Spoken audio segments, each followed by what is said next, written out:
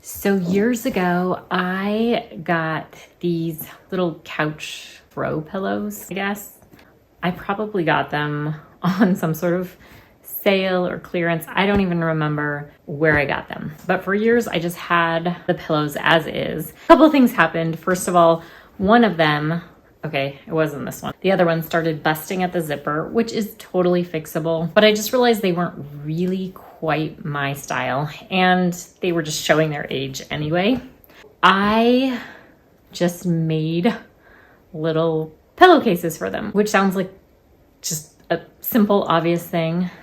But I think what I've seen, sometimes people get very into spending money on like a new throw pillow or couch pillow for each season or each holiday. And it's so super simple just to make a pillow cover, like a pillowcase for these couch pillows or throw pillows or whatever they are. I feel like it saves money, and it saves storage of having to store all these different pillows for different holidays or seasons. It's just a lot less waste because you only have one or two pillows with different covers instead of having gone out and bought or had all these pillows manufactured for different reasons. Just wanted to share a little bit about that today. The first cover I made was just like a basic cover for these pillows, and I used the same idea that I use for the fold over bags. I think I have a video about those. These, at least the way I did these pillowcases, because I am nervous to try zippers, is I just did this fold over method. So it creates a pocket. These are the first pillowcases I made for the pillows, and they're showing their age, but I really, really loved the fabric. I love that I can wash them, so it's much easier than washing a throw pillow or trying to spot clean it. I can just take the covers off and throw them in the wash if somebody, spills something on it, or if someone is kind of sick and they end up using the pillow to rest on. I can just wash the pillow cover or pillowcase. So much easier than dealing with a throw pillow itself. The pocket idea works like this. I just sewed the edges. I sewed down. Sure, you could use a serger if you have something like that. I just folded it in on itself. And then, much like the fold over bags, it's sort of this weird folding one side over the other and just sewing down and trusting that it's all going to come together, which it will. I used a French seam on this first one, so you can't even see on the inside, you can't even see any rough edges. But on some of these future ones I did, I just didn't even worry about that because, I don't know, I just didn't. I just used pinking shears and called it good. I had these covers, and then I made sort of a winter theme pillowcase a couple years ago. I knew I wanted to make more because I just think it's a fun way to get in the spirit of whatever season we're in or the holiday. And I knew I wanted to make a video about it just because, why not? For some reason, I could not get motivated to do this. So I'm here, it's finally happening. Maybe it's because I was going to make several at once, which is kind of a good way to do it because kind of get it all done at once, and then you have them for the future holidays or seasons or just different moods or themes. I think that can be a good technique, but for me, it overwhelms my brain. What I also love about projects like this is it's really easy to do reusing. This spring pillowcase, spring-ish, this is a tea towel that I got on some sort of clearance. Like, I think it was 79 cents. It was just a nice way to see it and use it. And now when spring comes, I have this. That's going to be super awesome. For this one, I ended up, the tea towel kind of worked to do all the way around. So I did it halfway on the back, and then I used a green for the other half.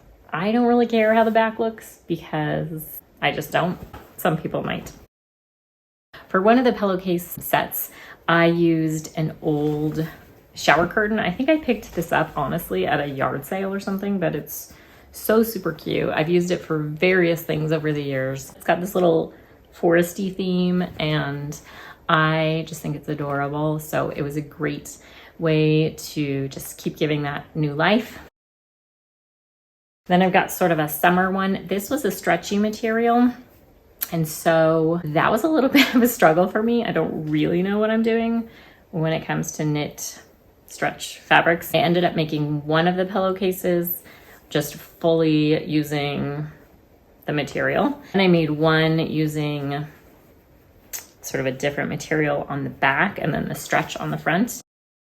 I probably did not do this like, you know, the proper sewing way, but it worked. I feel like, especially the pillows I have that are just square, it's very, very forgiving project, which I liked. I don't really use precise patterns or measurements or anything like that.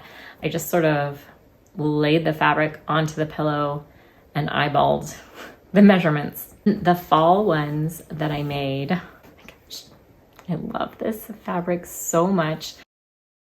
I've been very lucky. I've been gifted some fabrics. I always look for fabrics at thrift stores and at garage sales. I also make sure I'm not just looking for fabrics specifically. I'm also looking at sometimes cloth shower curtains or even sheets, just different materials that are durable and that are, you know, my style. I am in love with these folly ones that I just made. They're super soft and I adore them. I just make sure to take whatever edges are going to show and I fold them over twice, stitch them down. I basically follow the fold over bag method, which I can link to below. Basically, you're gonna fold it inside out or right sides together. You're gonna fold one of the pieces sort of towards the middle and the other one overlapping that one. Then you're gonna sew the side edges, and when you turn it right side out, you've got this little pillowcase with a little sort of pocket in the back, and whichever side on the back that you fold down first will be the piece that folds over the top. On this one, green is sort of the top fabric, and when I fold it inside out, which is the way I originally sewed it all together, the green piece is the piece I folded in first. So the green piece that I folded in first is the piece that shows on the top, which makes sense, but I had to sort of figure that one out.